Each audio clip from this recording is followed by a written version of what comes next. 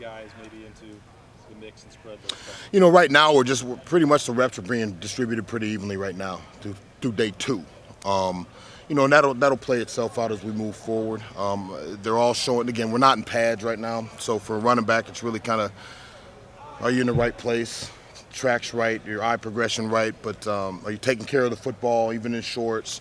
But we'll see. That'll play itself out. I don't have the crystal ball. I say the same thing every year. I get asked the same question every year, and it's gonna be the same answer every year.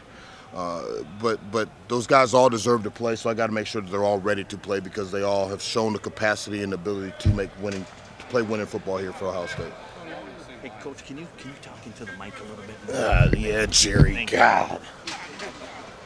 All right. I know, right? How important do you see is that separation between 2 and 3, somebody pulling away, taking maybe that true number 2 job, and you frame it like that to them? No, I don't think it's about trying to get separation. I just want guys to continue to get better. And if you show you can play winning ball, then we're gonna find ways. It's my job, our job to find ways to put you on the field to help this football team win. And to say that you've got to be this major separation, quite frankly, I hope there's not a whole lot of separation. It means we've got some really good guys, and not one guy is so heads and tails above someone else. You'd like to be able to have an opportunity where you have 3 or 4 guys that you can throw in and feel comfortable throwing them in at any time. How does an opponent like Notre Dame increase the sense of urgency? Well, you're playing a top-flight program. You're playing a program that they're very, very well coached, well disciplined. They've got excellent players, just as we do. So in a lot of ways, the talent's equated, and so there is a sense of urgency that we can't just kind of wallow through a practice or wallow through a day. Every single day matters, and every single rep matters. Because again, you got to beat your opponent. You got to start beating them now. Tony, you still own property there? Do I still own property where? No, they threw me out of South Bend. You guys are all still young. A couple of them, they haven't played the year before. What kind of a jump have they made from last year? Well, I just think this is their maturity, right? The way their bodies look. They don't have a high school body anymore, right? And they know what it takes to be a successful college football player. So their mental makeup has changed. They walk around here with a little more confidence, their chest out a little bit better. When they're talking the game, they're articulating the way that we play and using our terminology, and they're understanding the game of football much more so than they did at any time point last year. But that's just called maturation. That's how it should be. He's a pro. That guy his mental makeup and his approach to it's always been very high. His mental makeup has always been very strong, and but the way he approaches his business, I mean, when he speaks now, it's business, and he knows what he's talking about. So that you talk about respect is earned. Well, he's earned every bit of the respect that he's getting, and just by the way he carries himself, not just with the staff but with the football team as a whole in the locker room. He obviously had a really good freshman. He did. How much better is he now? I think he's light years better. I think he's light years ahead of where he was. Now, how does that translate? I can't tell you. Does that translate into yards? I mean, there's a lot of things that you can watch the maturity of him, but it may not show in yards. It may not show in carries. But what it does, it shows itself in the locker room. It shows itself in the meeting room. And just little things that you can see that he's really matured, and the way he's approaches workouts every day, his maturity and how he's taking better care of his body, as far as the prehab and in the training room and things like that. Not in the moment of the season, but in the off season. What's he doing to enhance his body outside of the weight room, outside of what Mick's saying? And that doesn't mean lifting weights. It might mean hydration, nutrition, sleep. Going in and getting, his knees looked at and worked on. So he's doing a lot of these things outside, and the way he studies the game is a lot better than what it was. But again, it just goes to maturing. Tony, did you think that he hit any kind of freshman wall or was banged up in the second half last year? Yeah, he was banged up. He was banged up a little bit. I do think he hit a little bit of a freshman wall. You're talking about a guy that, I'm not trying to make excuses for him, albeit it may sound like I am, but he played football as a junior in high school. The next time he put on a helmet, he was playing in college. Missed his entire senior season. we thrust him into this situation, and I do. I think in a lot of ways his biological clock of playing football, he was tired, and the way because here's the thing, we practice at a relentless pace as well, and what you can't do is say, well, hey, for instance, I remember when he after the Tulsa game on Sunday we're out there stretching, I kind of looked at him and he's like, my leg hurts, I'm tired, and I said, well, okay, well you got about 5 minutes to get in that line because you're going to practice in about 5 minutes. Because you're not allowed. You didn't have a great game, so now I'm going to take 2 days off. That's not how we do our business. You're going to practice every single day. And those reps, those practice reps matter. That's how you improve from practice. And the way we practice for a young guy, that can wear on you. And I just think he got a little tired. Tony, can I ask you about Xavier Johnson? He's played several positions in his time, probably knows these rooms and walls better than you. If you came to him today and said, we need you back at running back, what do you think his reaction would be? How fast can I get there? And tell me what you need me to know. And he would come in extra and say, okay, well, what have you put in new that I don't know? And let's study that. Coach, I know you go home at 9:30, 10 o'clock. I'll be there at 10:30. Let's meet afterwards. Let's meet early.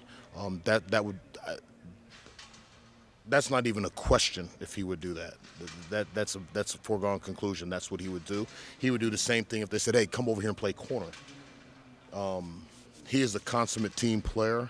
I'm more than proud of the way he's handled himself and have watched him grow into the man that he is. And I know I can speak for this entire staff. A lot of times say, well, I don't want to speak for Coach Day, or I don't want to speak. I'll speak for the entire staff on that one. I think every single coach in that building would lay it on the line and for that kid and what he's done for this program. And I know his parents are extremely proud of him too. How important is that to have those kind of guys in the program? Critical. It's critically important because now he's tested. You used to talk about that theory versus testimony, right? That's testimony of a guy that's been moved around, maybe hasn't gone his way all the time. He didn't pout, he didn't complain. He just put his head down and said, what do I got to do next to get better? That's testimonials to anybody in that building. And I don't care if you were a walk-on, if you were a 5-star recruit coming in, first team, fifth team, doesn't matter. Everybody goes through stuff, right? And all Xavier's done, in my eyes, is just continue to persevere and find ways to overcome whatever was happening. And it didn't point the fingers all the time, but kind of pointed some fingers at himself. So, okay, where can I get better? If there's an issue going on, how can I make it better by some of the changes that maybe I have to make? And didn't find excuses for this or that not happening. He just found ways to overcome and persevere. But that's a microcosm of how he lives his life, not just in this building. And that's who he is. And I think he's a testament to not just the guys in the locker room, but to the players, and particularly the young guys coming in. The freshmen are coming in. They're like wide-eyed, like, oh, my gosh, what's going on? I'm never going to get a chance, or this isn't going well, that's not going well.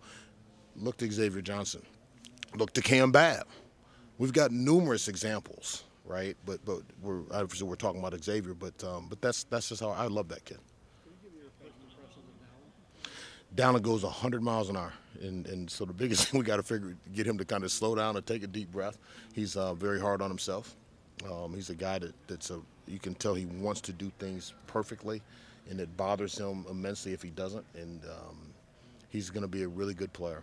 I think he's got a chance to be a really good player. It's going to take some time, but we've been through day 2, right? This is the second day of playing college football. Remember, he wasn't even here in the spring, so. But he's got a chance. He's got some skills, and he can run, and he's just got to learn the game. Just learn the game and settle down, take a deep breath. He's going to be fine.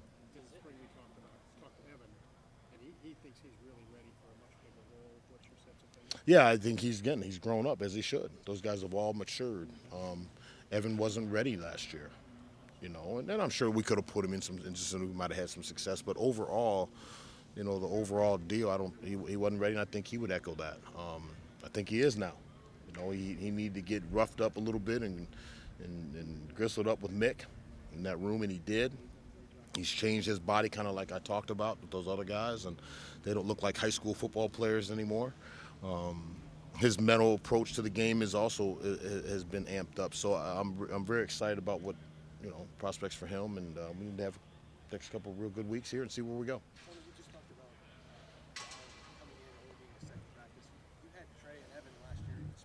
You have to kind of remind yourself that Dallin wasn't here in the spring every now and No, it shows up. Just watch him. You can tell he hasn't been here. And when you meet and he's kind of wide-eyed and you kind of look at him like, hey, what about this? And you can tell that, oh, man, I'm really not sure what that was, right? And so that's part of it. That's just part of growing. And the thing is, he's a highly competitive guy, so it bothers him if he doesn't do something right the first time. But then in retrospect, you got to come back and say, well, you've never done this before, so we're good. We'll get through it. And but no, he's going to be fine. He's going to be good. Hi, CJ. I saw you coming over there, start acting up. Does it work with Dallin that he's coming into a normal year? He had a senior high school season. Things have gone more back to normal than maybe when Trey and Evan were getting here a year ago. Well, I think the more you play, obviously, the better, right? So I would like to think that he did play his senior year, so that's an advantage to him, right? Now, the difference with Evan, the difference with Trey is they came at semester. So they had a little bit more time to mature into our program and sink their teeth into it than Dallin did because they were semester guys. But on the flip side, he played his senior year, they didn't. So, it is what it is. We are where we are. There are no excuses for this, and whether you played your senior year, didn't play your senior year, now you're at Ohio State, and we got things to go do, and no one really cares. How important was it to have Dallin Hayden in this class? Obviously, you had three guys, and then Dallin's now around. Fair and spare, but then you need more than that. Absolutely. Well, at running back, you need depth. You have to have depth because you've seen games where a couple guys in one game go down. So you've got to have depth, and so he was critically important. What has impressed you about him for want of another term? He goes full speed. That's one thing. We're not going to have to ask him to go faster. He goes 100 miles an hour. Sometimes we got to try to pull the reins on him and back him down a little bit and slow him down. But that's probably the thing that's impressed me the most is he goes full speed. He only knows one speed. And it's impressive. He wants to learn. He's a very, very hungry kid who wants to do well. And so those are great traits. One other quickie. I asked Ryan this last week in Chicago. I keep saying Chicago, Indianapolis. But you have in your mind now you have to figure out some ways to get Kevin on the field, get involved in the mix because of what he's shown. What just in your mind? What's he proven to you? I guess. Well, again, I think he's toughened up. He's hardened his body up. He's gained weight and strength.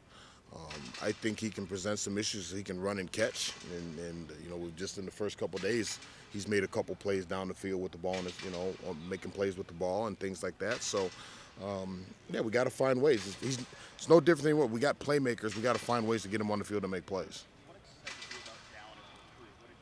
I think he's a tough guy. I think he's tough, and that's probably the thing that stood out the most. He's a tough guy. And I've gotten to know the family where they instill that in him. I know in his dad, you can't listen now. With Aaron, you can't. You try to be soft over there, you're gonna have a problem in that household. So, but that's the thing that probably impressed me the most. Very serious about his business, and a tough guy. What's the hardest part right now about the team? Well, I think as far as recruiting goes, building relationship, that hasn't changed. For me, that'll never change, right? So to say is that harder now? No, it's not any harder to build a relationship. I think that there's some other dynamics that are in play that didn't used to be in play. That you're building this relationship, but now you add in this piece of it. That's kind of new, uncharted waters, new territory. And you just got to find ways to play in that box, How are the questions that you're getting from kids changing over time? I think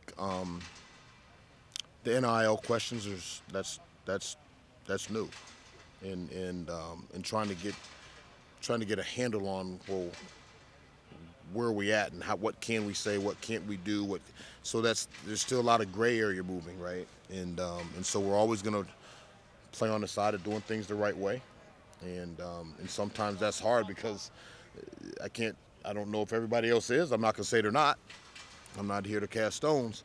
I just know that can present some challenges. But at the end of the day, and again, maybe I'm archaic, older in the game, but at the end of the day, I believe, and hopefully, that it still comes down to development. It still comes down to being developed, put my hand on the ground, and beat the guy across from me, and be developed to become the player in the ultimate end game or whatever that may be, to get developed as an NFL player, whatever it is that you're looking for. And so, you know, I mean, that's the best I can tell you. Do you get the impression that kids feel that they are focused on that, or maybe are they too clouded by? Well, not all kids. Not all kids. No, not all kids. There's some guys that I think may be clouded for some other things, and doesn't make them better or worse. It's just priorities, right? But there's other guys. There's some other guys I've recruited. You know, obviously I'm not allowed to say names, but there's some other guys I've recruited and that are solely locked in on getting better. I'm going to be the best player I can be. And how are you going to make me a better player? They're not worried about all the other stuff, and that's good for them. And so I'm not here to play judge nor jury of what's good for this guy and good for that guy. I mean, that's between them and their family and what they're looking for. And so I think a lot of those guys, the conversations become different, right? And it's just like anything else. In any relationship, the conversations are different between Rylan and Kyler and Braden, my three sons. Well, those conversations are vastly different. I'm still trying to get to the same point in the end game. But the way I talk to one of them, listen, the way I talk to my oldest and compared to the way I talk to my middle one, oh my God. It's like two different worlds, right? Which means I'm pretty good. Pretty talented, right? Yeah. Obviously, is a sign that he's very serious about what he's trying to do, and there's a perception of that to his teammates that he's serious about. So can you walk us through what that means to him personally, and then what it means to the team and the impact he might have? The fact that he was willing to kind of. Well, it's all about that brotherhood we talk about, and that trust and that faith, and that I know that guy, I can count on him and I can depend on him, and accountability issues of, you know, how do you know? Well, look what he just did to his body. That wasn't easy. It's not easy to transform your body that way, and that took time. And so I think with this team, they can look at that and say, okay, here's what he's doing. Here's what he's doing to better serve the football team, the football program. And to him, like, listen, for him, hell, I put in all this work. Let's not have it go for naught. And so I think it's beneficial to everybody, and obviously it's not just to the players, but to the coaches too. Related to that, how does it motivate TreVeyon? Competition is a great deal, right? I mean, you want to get better? I believe this. You really want to get better? Put a guy sitting in the next chair that's just as good as you. Okay, well, then so when I said earlier, every single rep, every single day, every single period of practice, every single week, it matters. A rep is a walkthrough. A rep is if we ask a question in a meeting room and you better answer it correctly. That's a rep, right? And so you put another really talented guy next to you on the right end of the left of you, that lifts the entire room. That's why, you know, the question earlier was asked, well, do you want that big separation between 1 and 2? No. Quite frankly, no. I want all of them to push one another to be great players, to be elite players, because that's just going to lift the room. They're going to lift each other up personally, and then ultimately it's going to lift the room, which is ultimately going to transcend itself into the locker room. And so everybody gets better. And the great thing about my room is those guys are all extremely, extremely close friends. They all hang out. Are they competing? Absolutely. Are they competing to get better and push that guy? Yes. But they're the biggest and best advocates of one another, and that's a unique deal that we have in that room with those guys. And in the recruiting, those are the type of guys we're going to bring in. They're going to fit that mold and fit into that confines of, hey, we're going to compete with one another, but we're also going to push one another, and we're also going to help one another out and champion each other's efforts. And that's why I can sit here unabashedly and say that I love my room. I love those kids.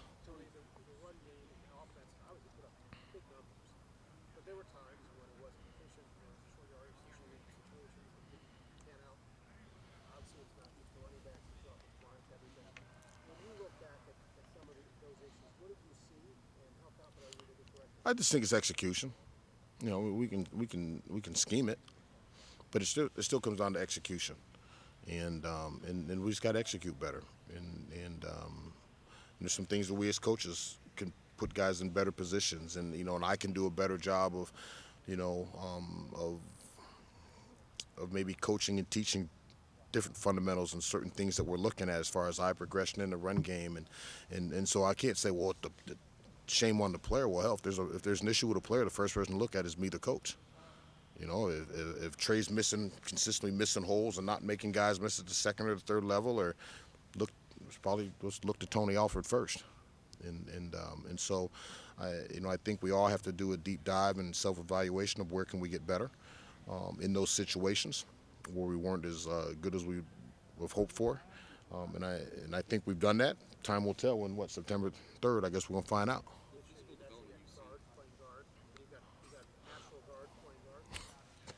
I coach the running backs too. Well, again, I just think it's execution. Listen, Trey Henderson. I don't want to speak for him and mine, but they're not gonna say, well, he's a guard and he's a tackle. They don't care. Block your guy. Coach, where's the hole at? Who's my read key? I don't care if the guy's a 300-pound middle linebacker or a 220-pound nose guard. It doesn't matter. Who's my read key? Where's he standing? That guy in that space, that's my read key. I didn't tell you what body type it is. No one cares. That's the guy you look at. That's the guy you perform, or that's your movement key. That's your read key. That's who I'm blocking. It doesn't matter. If I have to block this linebacker, well, he was a linebacker last week. Well, now it's a defensive end that they moved a linebacker. Well, okay, well, he's a little bit bigger. Yeah, well, okay, and what? Execute, perform, and that's our job. So I don't think we look at it that well. I know the running backs don't look at it that way.